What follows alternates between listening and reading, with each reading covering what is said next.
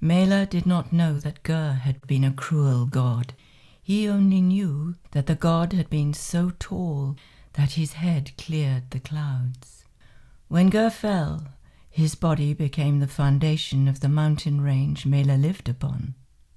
The war in which Ger fell happened long before Mela was born. He had been born into the wreckage of it. He lived beneath the broken sun, beside the black ocean. He heard countless stories of horror and saw numerous terrible sights. But what he never forgot was how men and women became rich, digging into the mountain around Ger's body. It was this that led Mela to an abandoned mine shaft, to tie a rope and climb down. He lit a lamp and pushed deeper into the tunnels. After a while, a red light began to emerge before him. The light came from the moss on the ceiling, and soon Mela found himself standing in the ruins of an old underground city. At the end of it was a temple, its walls split open. Mela entered, but he did not find riches inside. There was only rotten furniture and skeletons. There was a stairwell that led downwards, and Mela followed it. Each step was slippery, but he would not turn back.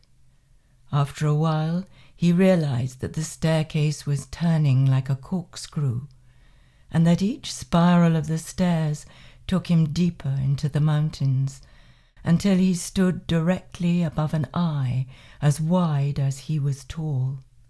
It was open, but it had no colour. It was black and empty and dead.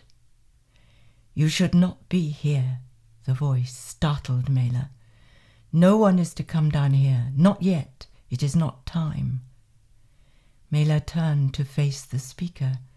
He was an old man in rags, his body a collection of sticks tied together. "My apologies," he said, though he was not sorry. "I was lost.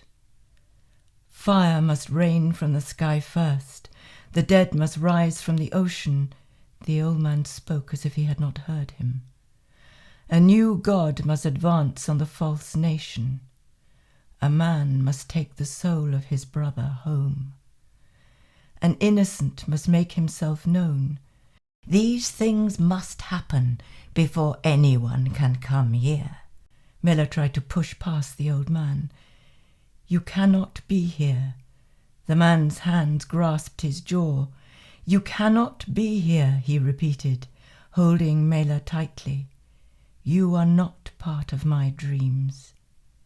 He tried to tell him to let him go, but he could only stare into the old man's dark eyes, at the fractured colours within, at the madness that was nearly tangible. His last thought was that the god's eye must have looked like that when it was alive.